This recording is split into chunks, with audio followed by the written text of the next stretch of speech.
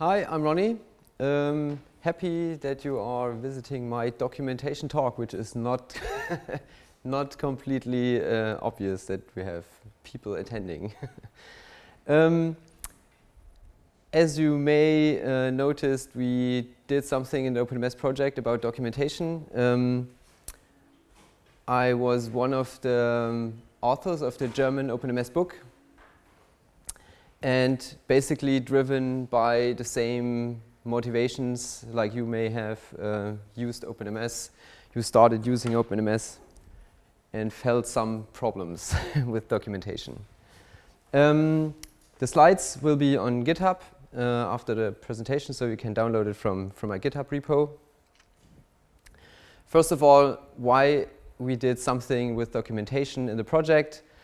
Basically, I started, as most of the people, you also started with OpenNMS, just using it in companies, doing stuff with it.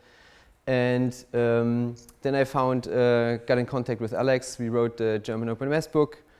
And what we thought about, or I thought about, making a second edition of the book. And I remember the pain, what it was when you write a book. You spend basically 1 year writing that stuff, then it's got published, and then basically it's just lasts maybe 1 year, and then it's just old and you can use it anymore. And so I thought maybe it's better to do something more sustainable, and instead of spending a year for a second edition of the book, just spending that time to improve the documentation in the project itself. And so that was the idea why we started this kind of little side project. The problems with documentation I've experienced most of the time when I use OpenNMS or any other open source project. Mostly it's basically it's outdated, it's just wrong, or most of the time it explains exactly the stuff you already know, or it just does not exist, or you can't find it. And that is what we call in German, we have to inform a Techniken to solve that problem.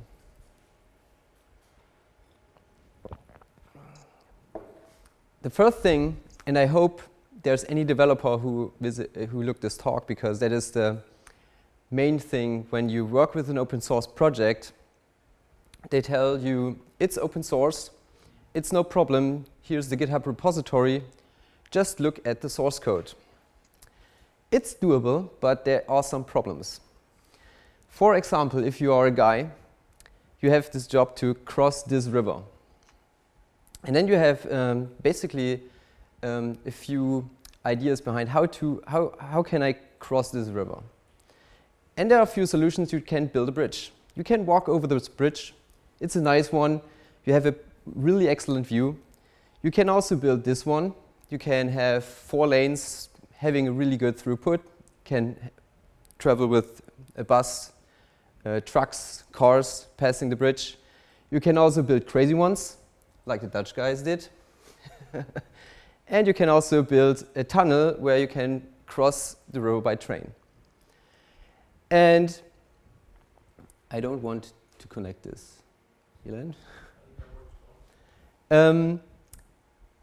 And in software, it is not obvious. In real world, it's pretty obvious if you see a bridge. It's basically totally easy to understand. Yeah, that's a bridge I can just walk over. This is a bridge I can travel with a truck. But software is completely different. It's not obvious. Is a piece of software written for a truck, a bus, or is it just like people crossing something? So software is really abstract, and if there's nobody who explains to you how to use software in the most efficient way, then you run in trouble. And source code is exactly just the how the problem was solved, but it doesn't tell you anything. Why is the problem solved in a certain way? So every time somebody says source code is the documentation, then that's a triple facepalm. Otherwise, you find also in open source projects documentations like this. So this is just a really simple snippet of a Java method. And when you generate Java doc for it, then you get exactly this kind of a documentation. And the funny thing is the only not redundant word in this documentation kind of thing is the word, because the article, because the method tells you all the same thing and the return value as well. And it makes it worse because this kind of documentation makes it more complicated to find methods which are not documented in the source code, because they seem documented but they are not documented, right?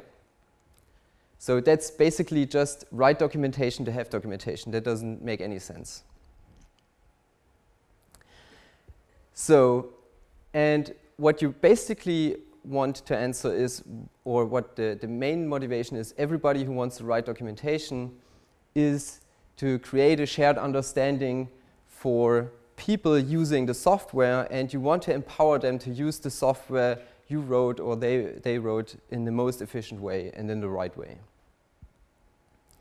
So the shared understanding is a really important part, and it's the only way to make that by a good documentation.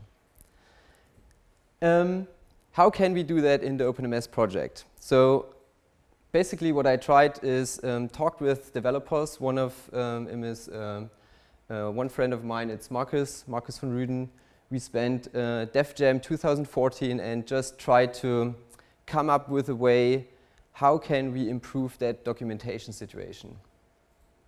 And otherwise I spent a little bit of time on a conference which is called Write the Docs conference, which was in Prague.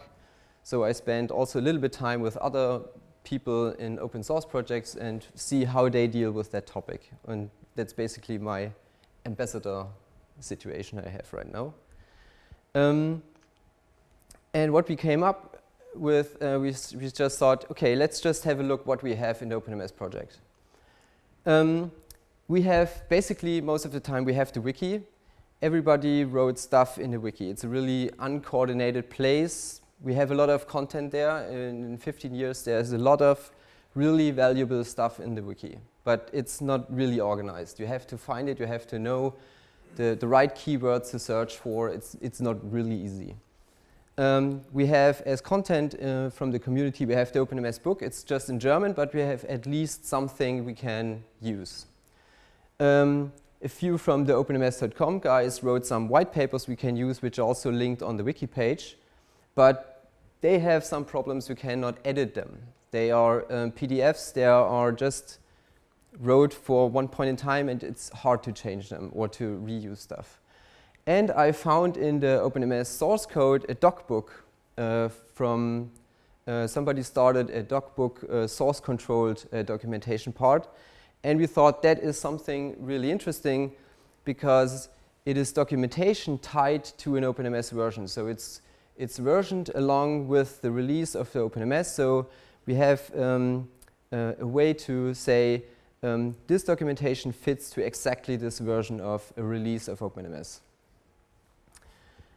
And what we also figured out when we looked at these parts, we identified 3 personas we can write documentation for. So we said, basically we have 3 types. One is a user, OpenNMS user, who just uses the web UI. It's a guy in the NOC who is just using the workflows, like acknowledging alarms and dealing with all the real web UI stuff.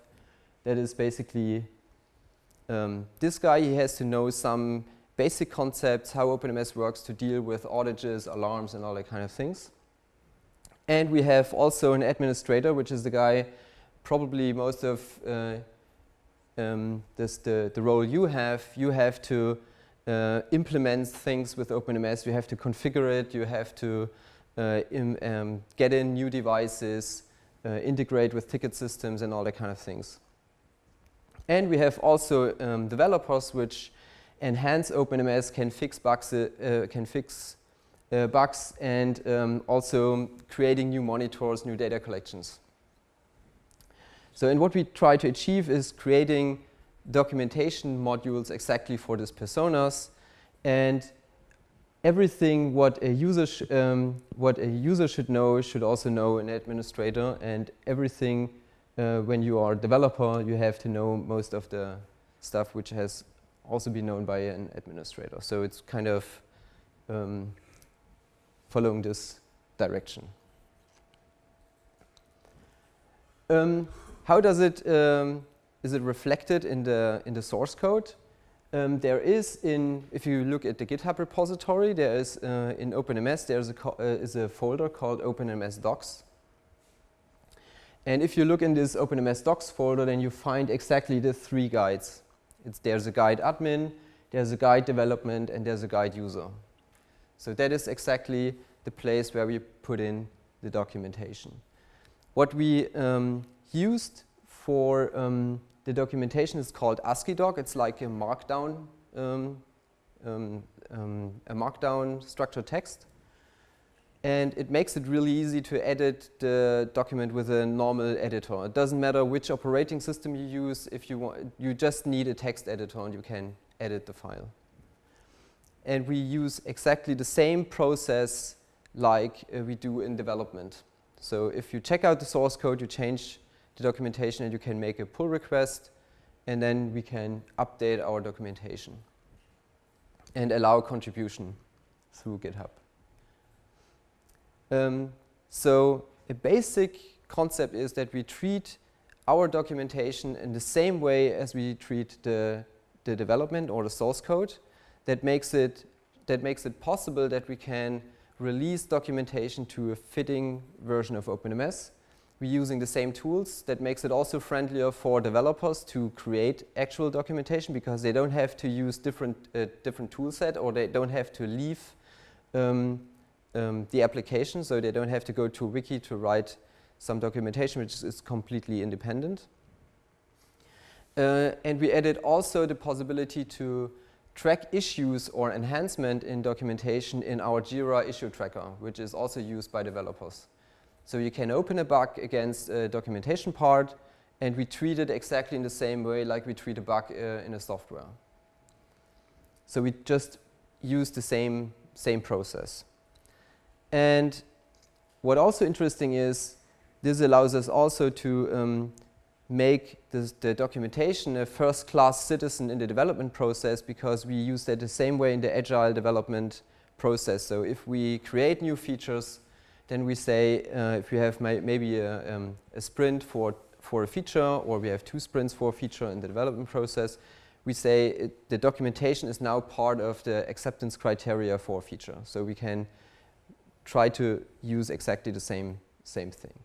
That worked pretty well. We did that with basically when we developed the heat map in 1.17 in OpenNMS 17. That worked pretty well. We rewrote completely the documentation for the GWT dashboard. The JMX data collection configuration was completely rewritten in that process. And we added also the install guide was completely rewritten. So even added with newts. So when we introduced newts in the development release, so we also updated the documentation, how to install newts and how to use it and all that kind of things.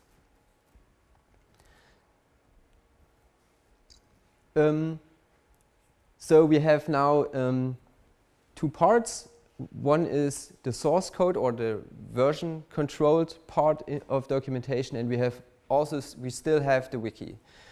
I think the wiki, we thought the wiki is important if you have tutorials, or you describe third-party integrations which are not really tied to an OpenNMS version. For example, you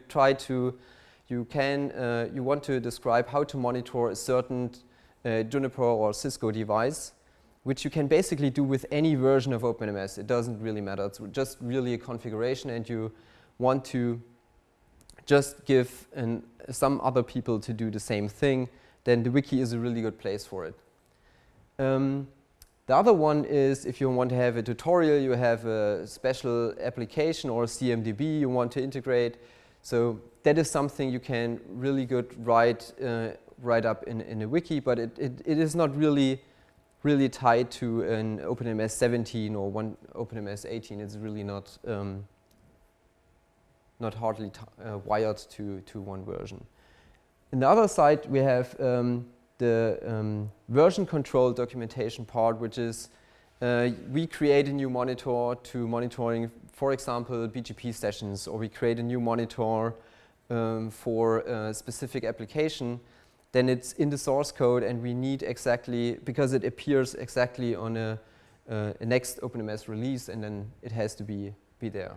And it should also be released with the software. Do you have any questions about it so far? Anything unclear?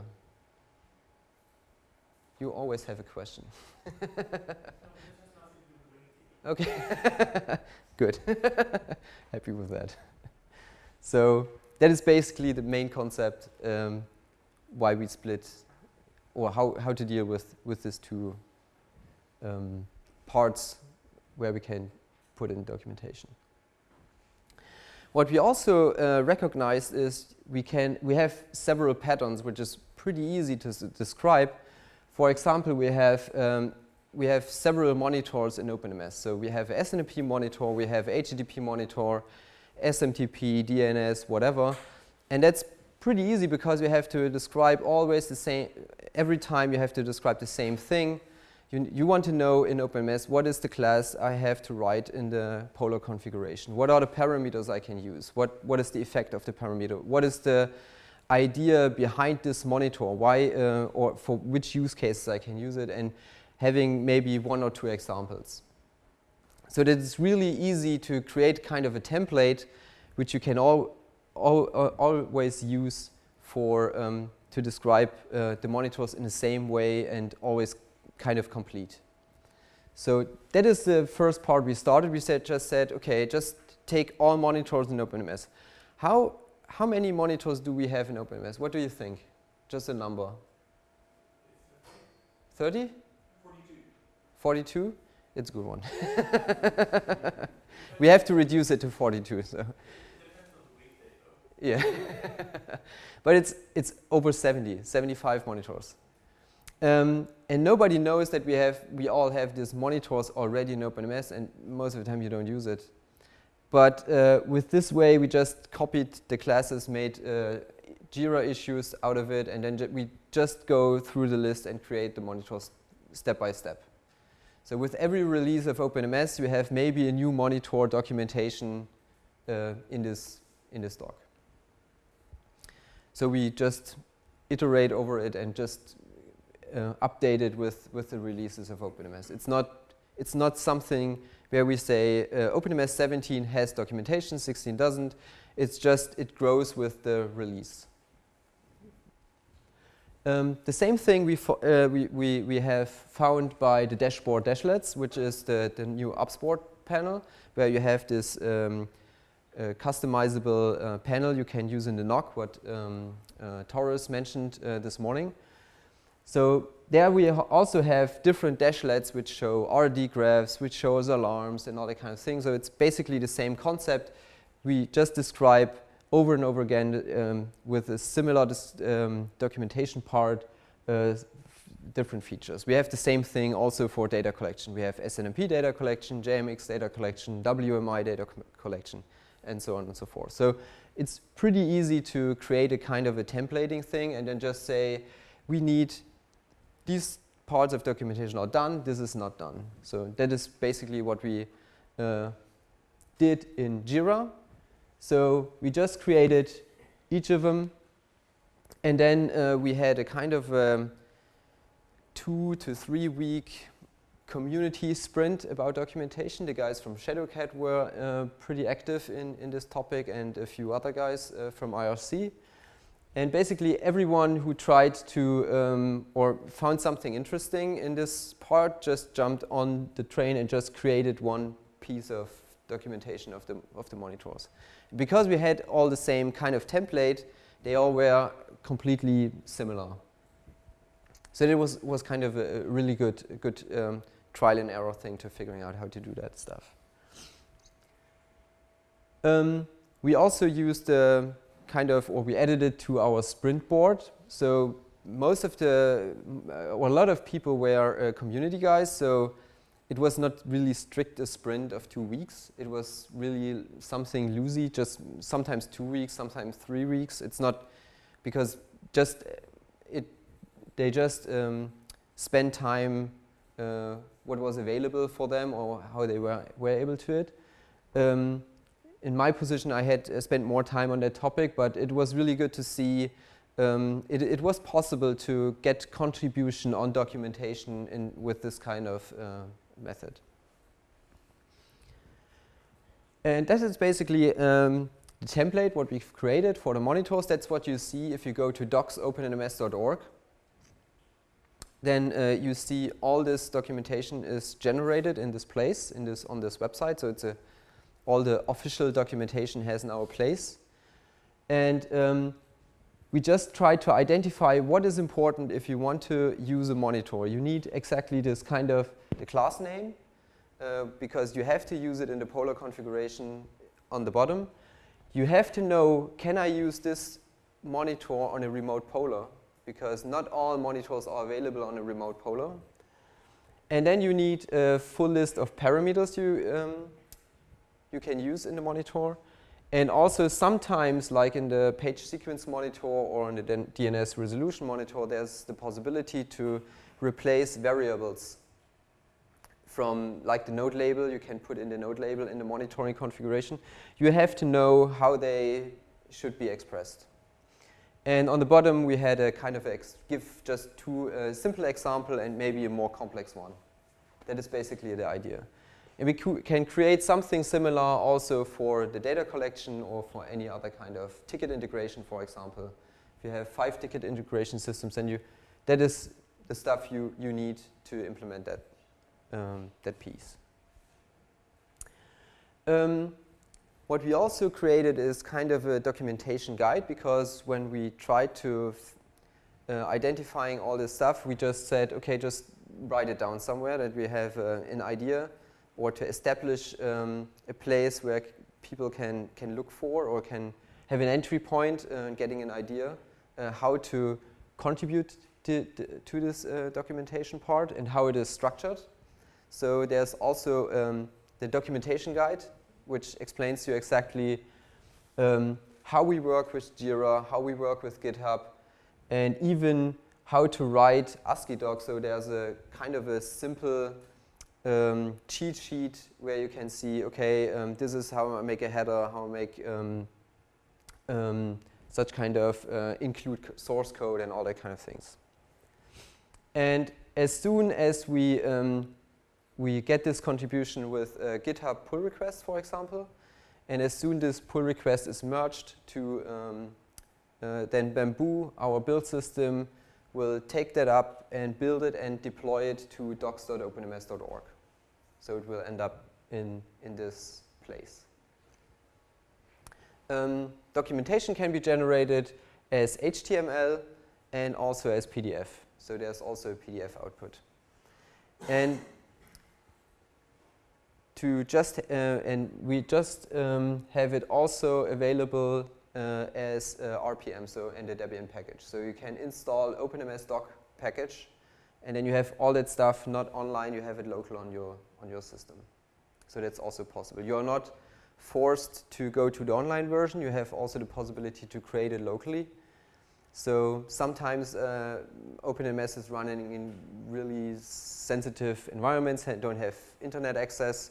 So you have also the possibility to generate exactly for this version of OpenNMS the fitting documentation. This is how it looks like. That is basically the output. Ben completely rewrote it. So we have now a page. Every project which you have in OpenNMS in the GitHub repository of OpenNMS has now on the top banner the project name.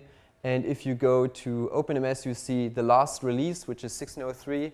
And if you go to the Browse button, then you see all feature branches where we're working on right now. And the feature branches contain also the documentation exactly for this feature or representing exactly that. So if you say you go to develop, then you will see maybe more documentation than on 1603 right now. So it's also a good idea to just look what is in the development branch to see what's coming up next. So that's important, docs.opennms.org.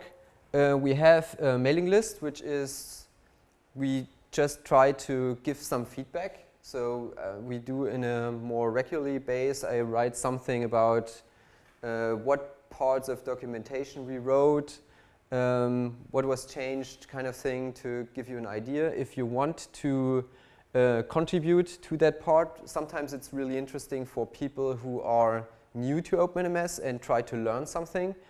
Documentation is a really good place to learn really deep things about OpenNMS, because you get in contact with people, you try different things out, and then you have probably on a certain part of the product a much more deeper knowledge than anybody else, and then it's also a good way to learn through documentation by teaching and learning, kind of thing. Yes? Given that source storage is generally seen as going down the clever fairly quickly, is there anything more to move the lists off to somewhere else? It's a very good question. I can't say so far. Yeah. Yeah. I don't think we haven't started talking about that topic right now, but it's a good point, definitely. We have a lot of, Marcus van Rieden is giving a talk about how to contribute to OpenNMS, and he investigated a little bit, or he analyzed a little bit how the mailing lists are used. And we have a lot of mailing lists over 15 years, and I think it boils down to just a few of them. Maybe it makes sense to bring up the topic in that context, to optimize that things a little bit, yeah. Make totally sense. So, yeah, thank you very much. My name is Ronnie. If you want to write documentation, hit me. Thank you.